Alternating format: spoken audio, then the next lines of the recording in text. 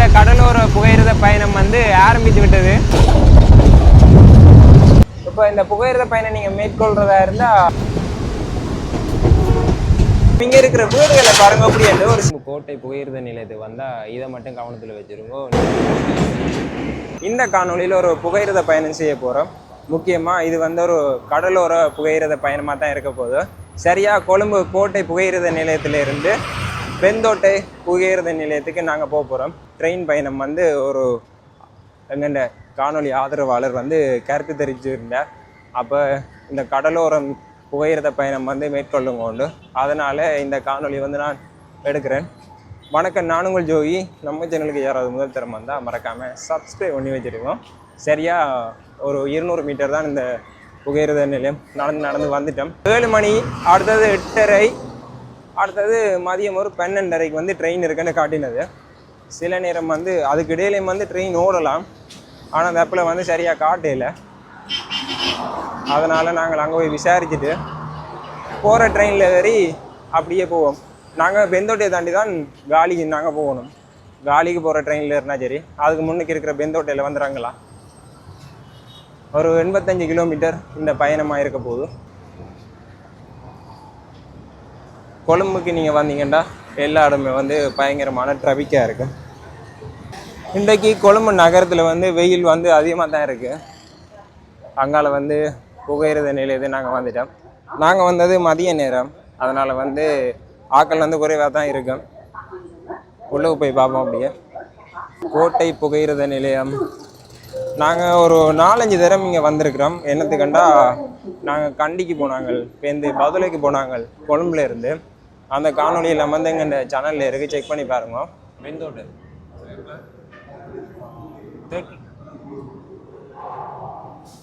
நாங்கள் மாறி வந்துட்டோம். முதல் நாங்கள் பின்னுக்கு தான் டிக்கெட் இருந்தாங்க. இப்போ டிக்கெட் எடுக்கிற இடத்த வந்து மாற்றிட்டோம். இந்த இடம் மட்டும் தான் நினைக்கிறேன். இதில் இருப்பாருங்க 3ஆம் வகுப்பு காலி மாத்திரை. டிக்கெட் எடுத்துனாங்க 160 ரூபாய்க்கு. 11:15 வந்து ட்ரெயின் வந்து எடுக்கிறோம். அதில் நின்ற அண்ணா வந்து சிங்களம் தான், அவருக்கு வந்து தமிழ் தெரியாத. அப்போ எக்கசிய கத்தான்னு சொன்னவர். அதில் வந்து எவ்வளோ வந்தேன்டா 160 ரூபாய். எனக்கு விளங்கையில் நான் அதை கேட்டு நான் திரும்ப அவருக்கும் விளங்கையில் எந்த ஒரு மாதிரி கதைச்சி வேண்டியாச்சு. ஒரு இடத்துக்கு போகிற புகையிரதத்தின் நேர அட்டவணைகள். நாங்கள் பிளாட்ஃபார்ம் வந்து 5க்கு போகிறோம். இன்னொரு சம்பவம் வேண்டா 11 மணி 11 காலுக்கு ட்ரெயின் இருக்குன்னு நினைச்சது, ஆனால் ட்ரெயின் வந்து இல்லை. ஒரு 12 காலுக்கு தான் ட்ரெயின் இருக்கா. அது வரைக்கும் நாங்கள் வெயிட் பண்ணணும். இப்போ நேரம் சரியாக 11:20. என்னமோ ஒரு கொஞ்சம் நேரம் வெயிட் பண்ணணும். வெயிட் பண்ணி தான் நாங்கள் அந்த காலிக்கு போகிற ட்ரெயினில் வந்து ஏறணும்.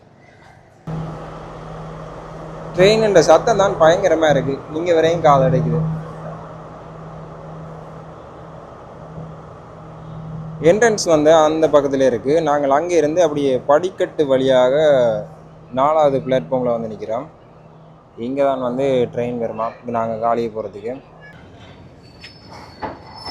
இந்த இடத்துல ஒரு ட்ரெயின் வந்துருக்கு. இந்த ட்ரெயின் வந்து அழுத்கமக்கு போகுதா. நாங்கள் இந்த ட்ரெயினில் போகல. எங்களுக்கு வந்து இதுக்கடுத்த ட்ரெயின் வருமானு நினைக்கிறேன். புகையிரத நிலையம் முள்ளுக்கு வந்து நடமாடும் ஒரு குட்டி உணவு கடை ஒன்று இருக்குது. அதில் வந்து என்னென்ன இருக்குன்னா சமோசா இருக்குது, அடுத்து வந்து மாலு பனிஸ் இருக்குது. மாலு பனிஸ்னா மீன் வந்து ஆட் பண்ணியிருக்குன்னா வடை இருக்குது. அடுத்தது நிறைய சோடா இருக்குது, தண்ணி புதலும் இருக்குது, பிஸ்கெட், மயிலும் இருக்குது. முன்னுக்கு வந்து இந்த சோடனை வந்து பொறிச்சு கொஞ்சம் கலர் ஆட் பண்ணி பேக்கெட்டில் விற்கணும். இது வந்து 120 ரூபா. கோட்டை புகையிரத நிலையத்துக்கு வந்தால் இதை மட்டும் கவனத்தில் வச்சுருங்கோ. நீங்கள் முதலாவதாக வாரீங்களா இருந்தால் என்ன முதல் வந்தாக்களுக்கு எல்லாம் தெரிஞ்சிருக்கும் இங்கே நடக்கிற விஷயங்கள். இப்போ இந்த புகையிரத நிலையத்தில் வந்து நிறைய திருட்டு சம்பவம் வந்து நடக்கும். அது இரவுக்கு. இப்போ நீங்கள் ஃபோன் நீங்கள் கையில் வச்சு பாவச்சு ஒன்றிக்கிறீங்கன்னா உங்களை அறியாமலே களவு போயிடும். அதை நீங்கள் யார் எடுத்துன்னு பார்க்குறதுக்கு இடையிலே எடுத்தாக்கள் வந்து காண கிடைக்காது. அதே மாதிரி இரவு நேரம் தான் இது வந்து கொஞ்சம் கவனமாக இருக்கணும். பகல் நேரத்துலேயும் இருக்குது. பகல் நேரம் வந்து ஒரு சில ஆட்கள் வந்து இந்த ஸ்டேஷனில் நிற்கிறேன் என்னென்னா டிக்கெட்டு காசு இல்லை, ஒரு 100 ரூபா வாங்கன்னு சொல்லி நல்ல டீசெண்டாக தான் பொழிக்கிட்டு நிற்பினேன். ஆனால் அவையில் வந்து டிக்கெட்டுக்கு வந்து காசு வைக்கல, அவன் மது பாவனைக்கு வந்து காசு வைக்கணும். அப்படி ஒரு சிலர் வைக்கணும். அப்படி நிறைய பேர் வந்து உண்மையாகவே தொலைச்சிட்டு கேட்குறாங்களும் இருக்கணும்.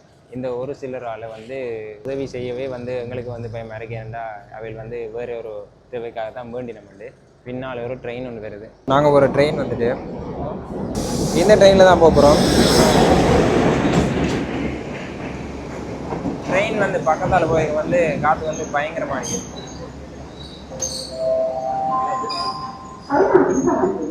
ஆனால் இவ்வளோ பேரும் வந்து 3rd கிளாஸில் தான் இருக்கோம். சீட் இருக்கும் தெரியாது பார்ப்போம்.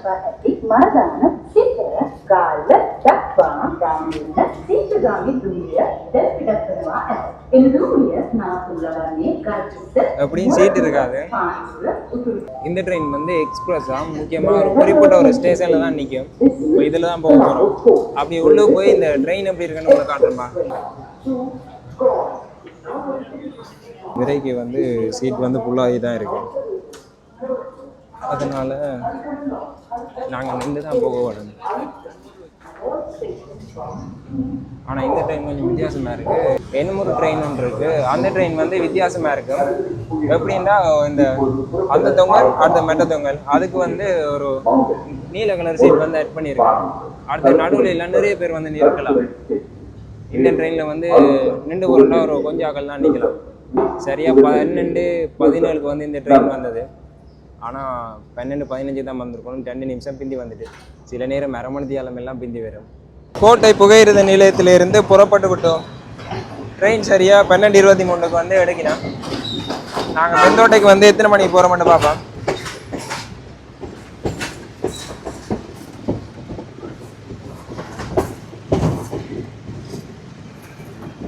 எங்களுடைய பயணத்தில் வந்து அண்ணாரால் வந்து இணைகிறார். அவருக்கு வந்து பயணம் செய்கிறேன்னா நல்ல ஆர்வம். ஆனால் வந்து அவருக்கு வந்து நண்பர்கள் வந்து அவரோட பயணம் செய்ய வாரையா அவைகளுக்கு வந்து வேலை நேரம் அதனால பிஸியாக இருப்பினும் அப்போ அவரோட வாரையில்லைன்னு சொல்லியிருந்தார். இப்போ அவர் வந்து எங்களோட அழைப்பை மேற்கொண்டு கதைச்சிருந்தார். அப்போ நீங்கள் எங்கேயாவது பயணம் போகிறதா இருந்தால் என்னை கூட்டின்னு போங்க உண்டு. அப்போ நான் வந்து அந்த அண்ணாவோட தான் போகிறேன். அண்ணாவோட தான் போகிறேன் 2 பேரும். அவர் வந்து மவுண்ட் லெவனியான்னு சொல்லி ஒரு இடத்துல இருக்கிறார். இப்போ இந்த ட்ரெயின் வந்து அடுத்த ஸ்டேஷன் அங்கே தான் போய் நிற்குமா. அப்படி அவரையும் நாங்கள் கூட்டி கொண்டு அப்படி நாங்கள் ஒரு இடத்துக்கு போகிறோம். அது எந்த இடம் வந்து இதுக்கு அடுத்த காணொலியில் நீங்கள் பார்ப்பீங்க.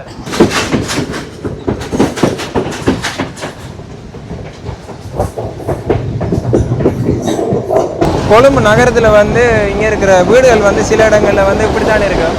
இந்த புகையிரத தண்டவாளத்தோட அண்டிய பகுதியில் வந்து சில வீடுகள் வந்து ஒரு சின்ன சின்ன கட்டிடங்களை கொண்டு தான் கட்டப்பட்டிருக்கு. அதுக்கு பக்கத்துலேயே பெரிய மால்கள் வந்து இருக்குது. அது பக்கத்துலேயே பெரிய மால் பெரிய பில்டிங் எல்லாம் கட்டியிருக்கேன்.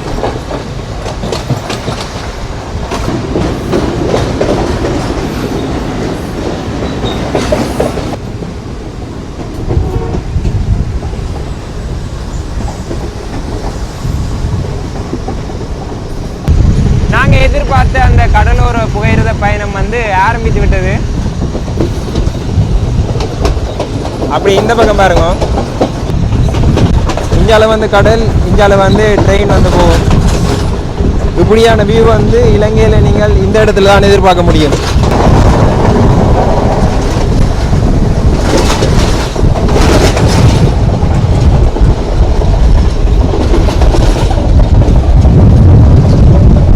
கொஞ்ச நாளைக்கு முன்னாடி எங்கள் நண்பர்கள் வந்து காலிக்கு போனவங்க இந்த ட்ரெயினில் தான். அப்போ அவங்க சொல்லுவாங்க இந்த கடலோர பயணம் வந்து நல்லா இருக்குமென்னு ரெக்கமெண்ட் பண்ணினவங்க. சரி நானும் ஒருக்கா இதை வந்து எப்படி இருக்குமென்னு பார்த்தது. ஆனால் ஆரம்பிக்கைக்கு வந்து அட்டகாசமாக தான் இருந்தது. ஏன்னா கடல் இந்தியாவில் வந்து ட்ரெயின் போகிற இடம் நல்லா இருக்கு.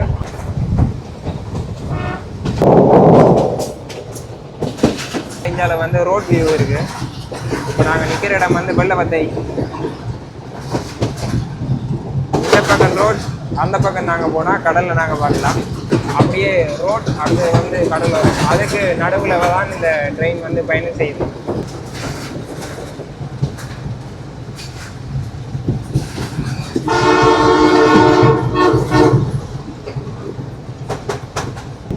தெகு வழியில் நிற்கிறோம். இங்கே இருக்கிற வீடுகளை பாருங்க. அப்படியே ஒரு சின்ன சின்ன வீடுகள் வந்து நிறைய இருக்கு. போகிற இடத்துக்கு முன்னுக்கு வந்து நல்ல ஒரு பீச் இருக்கு. நிறைய ரெஸ்டாரண்ட் எல்லாம் இருக்கு. இங்கே கடலை அண்டிய பிரதேசங்களில் வந்து நிறைய ரெஸ்டாரண்ட் இருக்கு. இதெல்லாம் வந்து ரெஸ்டாரண்ட். முக்கியமாக இந்த இடங்கள் வந்து வெளிநாட்டு சுற்றுலாத்துறையினரை வந்து கவர்றதுக்காக நிறைய ரெஸ்டாரண்ட் வந்து இங்கே வந்து போட்டுருக்கீங்க.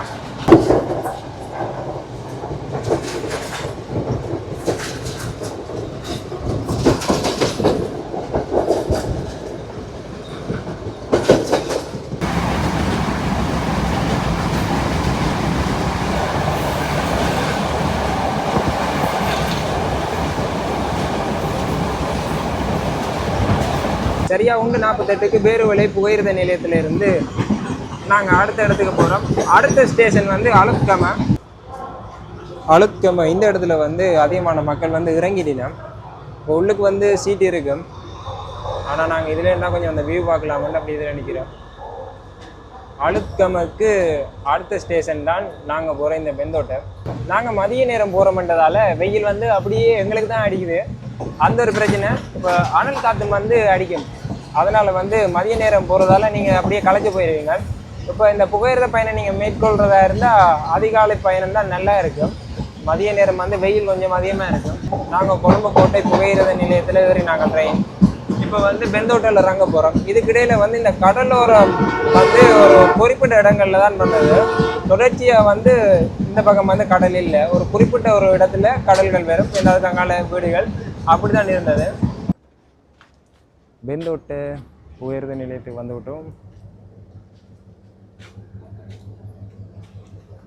இதிலேருந்து நாங்கள் அப்படியே வேறு இடத்துக்கு போகிறோம். சரியாக இந்த இடத்துல ஒரு 4-5 பேர் தான் இறங்கி இருக்கணும். நாங்கள் அப்படியே இதிலேருந்து முதல் சாப்பிடணும். மதிய சாப்பாட்டை வந்து சாப்பிட்டுட்டு அடுத்து வந்து ஒரு கடைக்கு போகிறோம். நல்ல ஒரு கடை ஒன்று இங்கே தேடி கண்டுபிடிச்சிட்டு மதிய சாப்பாடு சாப்பிட்டுட்டு அப்படியே வந்து ஒரு இடத்துக்கு போகிறோம். அந்த எந்த இடம்னு சொல்லி இந்த காணொலியில் உங்களுக்கு தெரிஞ்சிருந்தால் கமெண்ட் பண்ணுவோம். யாரெல்லாம் சரியாக வந்து சொல்கிறீங்கன்னு பார்ப்போம். அப்படியே அங்கால வந்து ஒரு பெரிய ஒரு ஹோட்டல் ஒன்று இருக்குது. அதில் பேங்க் இருக்குது, பிஓசி பேங்க். அடுத்தது வந்து பக்கத்துலேயே வந்து பெந்தோட்டை போலீஸ் நிலையம் இருக்குது.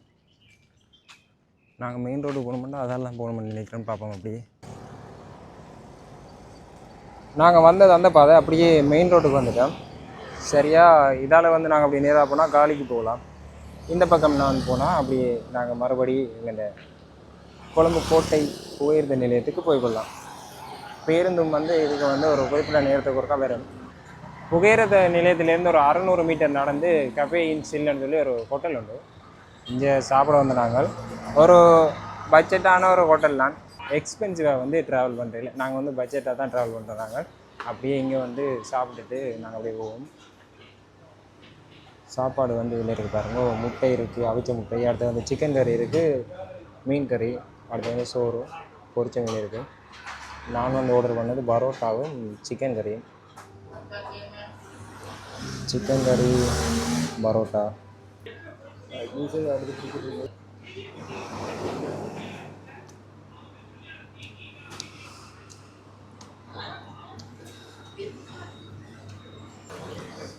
நாங்கள் சாப்பிட வந்த ஹோட்டல் வந்து ஒரு சிங்கிள் அண்ணா வந்து தான் நடத்துகிறேன். ஆனால் அங்கே வந்து ஒரு படத்தை பாருங்கள், தமிழ் படம்.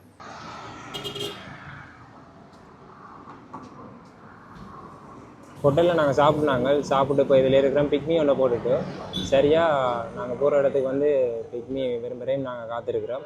ஹோட்டலில் வந்து சாப்பிட்டதுக்கு வந்து 1050 வந்து பில் வந்தது தண்ணி போத்தலோட. நான் வந்து பரோட்டா சாப்பிட்டேன்னா, அண்ணா வந்து ரைஸ் அண்ட் கறி சாப்பிடுவார். அதுக்கு மொத்தமாக வந்து வந்த பில் இது தான். இதையும் கூட இங்கே வந்து கொஞ்சம் எக்ஸ்பென்சிவான நிறைய ஹோட்டல் எல்லாம் இருக்குது. ஆனால் அங்கே போகலாம் தான். இதையும் கூட இப்போ அந்த அமௌண்ட்டுக்கு வந்து நாங்கள் இன்னும் ஒரு 2-3 இடத்த சுற்றி பார்க்கலாம். நீங்கள் யாராச்சும் கொழும்புக்கு வந்தால் முக்கியமாக இந்த காலிக்கு அப்படியே வர்றீங்களா இருந்தால் கொழும்புலேருந்து காலிக்கு வந்து நீங்கள் புகையிரதத்தில் பயணம் செய்யுங்க. பேருந்து பயணம் வந்து நல்லா இருக்கும். அதையும் கூட நான் வந்து உங்களுக்கு சஜஸ்ட் பண்ணுறது வந்து புகையிரத பயணம் தான். நான் வந்ததுக்கு புகையிரத கட்டணம் வந்து 160 ரூபா வந்தது. இந்த காணொலியை பார்த்துருப்பீங்க. கடலோர புகையிரத பயணம் வந்து எப்படி இருந்ததுன்னு சொல்லி உங்களுடைய கருத்தை தெரிவிங்க. வேறொரு காணொலியில் சந்திப்போம். நன்றி.